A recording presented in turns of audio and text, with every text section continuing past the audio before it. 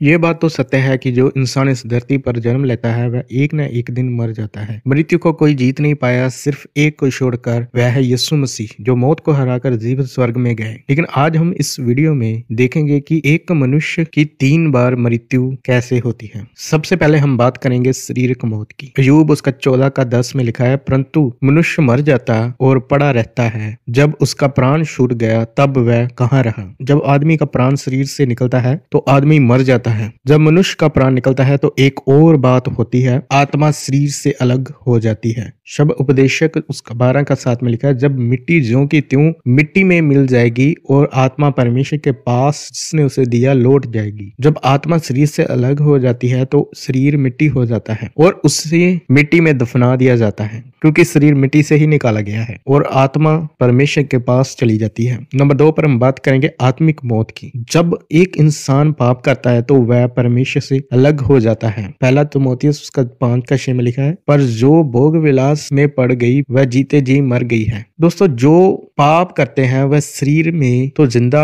होते हैं परंतु आत्मिक तौर पर मुर्दा होते हैं, क्योंकि यीशु मसीह ने जो आत्मिक तौर पर मर चुके थे उन्हें मुर्दा कहा। मत्ती 8 का 22 में लिखा है, यीशु ने उससे कहा, तुम मेरे पीछे हो लो और मुर्दों को अपने मुर्दे गाड़ने दो। दोस्तों, जो इंसान परमेश्वर से अलग होता है वह एक मुर्दे के समान होता है। वह शरीर में तो जीवित होता है परंतु वह आत्मिक तौर पर मर चुका होता है। नंबर 3 पर हम बात करेंगे संदीपक काल, अनंत काल के लिए मृत्यु, जिसे दूसरी मृत्यु भी कहते हैं। प्रकाशित वाक्य उसका 21 का 8 में लिखा है, परंतु डरपोकों, अविश्वासियों, गिनौनों, हत्यारों, व्यभिचारियों, टूनों, मूर्ति पूजकों और सब झूठों का भाग उस झील में मिलेगा जो आग और गंधक से जलती रहती है। ये दूसरी मृत्यु है। दोस्तों, जब कोई इंसान पाप में मरता है तो वह नरक में जाता है और वह संदीपक काल के लिए नरक में पड़ा रहता है। उसके पास कोई आस नहीं रहती है। लेकिन आप इन तीनों मृत्यु पर जीत प्राप्त कर सकते हैं अगर आप यीशु मसीह पर विश्वास करेंगे, क्योंकि यीशु ही एकमात्र मनुष्य हुए हैं जिसने मृत्यु को हराया और जीवित स्वर्ग पर गए और परमेश्वर के